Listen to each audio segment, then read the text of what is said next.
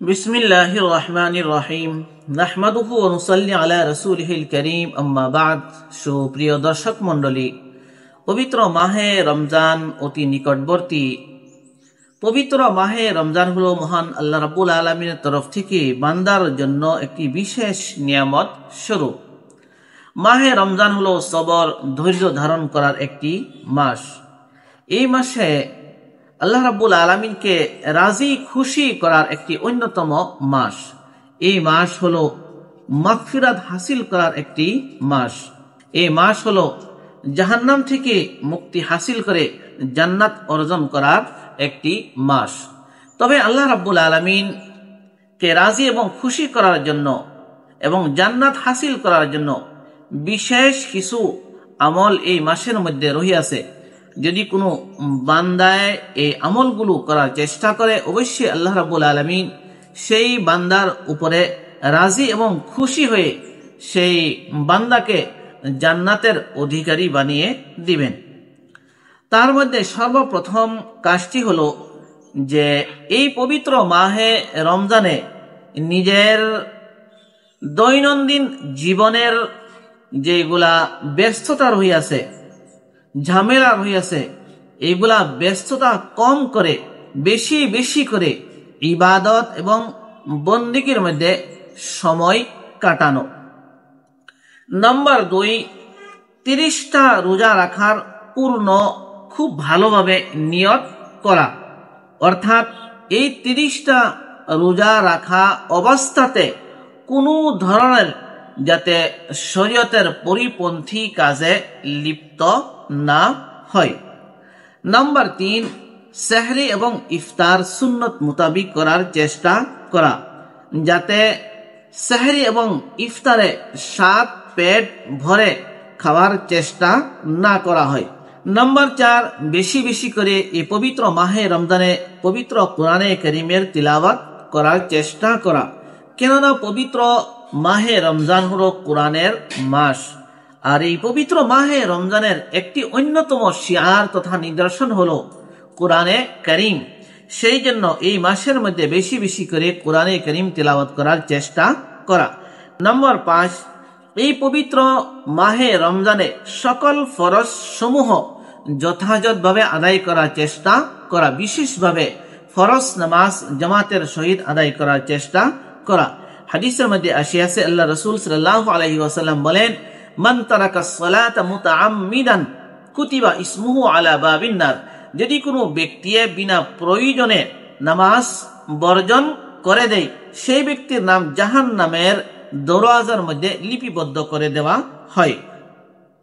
নম্বর 6, ফরজ নামাজ আদায় করার সাথে সাথে সুন্নত এবং নফলের প্রতি গুরুত্ব প্রদান করা।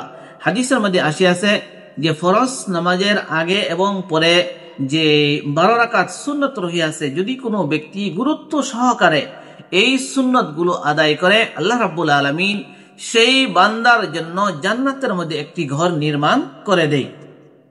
নম্বর 7, হারাম রিজিক থেকে দূরে থাকা, অর্থাৎ হারাম রিজিক ভক্ষণ করে রোজা রাখার চেষ্টা না করা। হাদিসের মধ্যে আসিয়াছে, আল্লাহ রাসূল সাল্লাল্লাহু আলাইহি ওয়াসাল্লাম বলেন, ইন্নাল্লাহা তাইয়িবুন, আল্লাহ রাব্বুল আলামিন অতি পাক এবং পবিত্র। লা ইয়াকবালু ইল্লা তাইয়িবা, আল্লাহ রাব্বুল আলামিন শুধুমাত্র পাক এবং পবিত্র জিনিসকেই পছন্দ করেন এবং কবুল করেন। সেই জন্য হারাম রিজিক থেকে দূরে থাকে, হালাল রিজিক ভক্ষণ করে রোজা রাখার চেষ্টা করা। নম্বর 8, যাকাত আদায় করার চেষ্টা করা। যদি কোনো ব্যক্তির উপরে যাকাত ফরজ হয়েছে, তাহলে এই পবিত্র মাহে রমজানে যাকাত আদায় করার চেষ্টা করা। নম্বর 9, যাকাত ছাড়া আরো অন্য নফল সাদকা, অন্য নফল এবং খায়রাত বেশি বেশি করার চেষ্টা করা। নম্বর 10, এই পবিত্র মাহে রমজানে বেশি বেশি করে ইস্তিগফার এবং তওবা করার চেষ্টা করা। নম্বর 11, বেশি বেশি করে এই পবিত্র মাহে রমজানে দোয়া করার চেষ্টা করা। আল্লাহ রাব্বুল আলামিন পবিত্র কোরআনে কারীমের মাঝে সর্বপ্রথম রোজার কথা উল্লেখ করিয়াছেন, তারপর মাহে রমজানের কথা, তারপর দোয়ার কথা উল্লেখ করিয়াছেন। সেই জন্য এই পবিত্র মাহে রমজানে বেশি বেশি করে মহান আল্লাহ রাব্বুল আলামিন প্রতিপালকের কাছে দোয়া করার চেষ্টা করা। নম্বর 12, এই পবিত্র মাহে রমজানে তারাবির নামাজ জামাতের সহিত আদায় করার চেষ্টা করা। নম্বর 13, আর তারাবির নামাজ 20 রাকাত আদায় করা। আমাদের অঞ্চল তথা আমাদের এলাকায় এমতো কিছু মানুষ রহিয়াছে যারা বলে যে তারাবির নামাজ শুধুমাত্র 8 রাকাত আর 20 রাকাত নামাজ আদায় করা বিদআত। অথচ যদি কোরআন এবং হাদিসের দৃষ্টিতে আলোকে দেখা যায়, তাদের এমতো কথা শুধুমাত্র একটি ভ্রান্ত কথা, যার কোনো প্রমাণ নেই।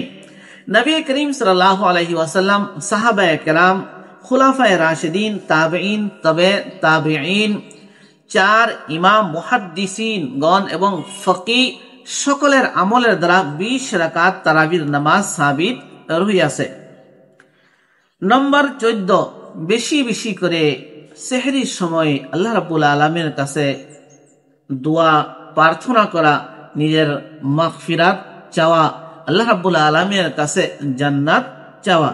নম্বর 15, আল্লাহ রাব্বুল আলামিনের তরফ থেকে যদি কোনো বান্দাকে সামর্থ্য দিয়েছে তাহলে এই পবিত্র মাহে রমজানে উমরা আদায় করার চেষ্টা করা। আল্লাহ রাব্বুল আলামিন আমাদের সকলকে এই পবিত্র মাহে রমজানের পরিপূর্ণ হক আদায় করে রমজান মাস পালন করার তৌফিক দান করুন, আমিন।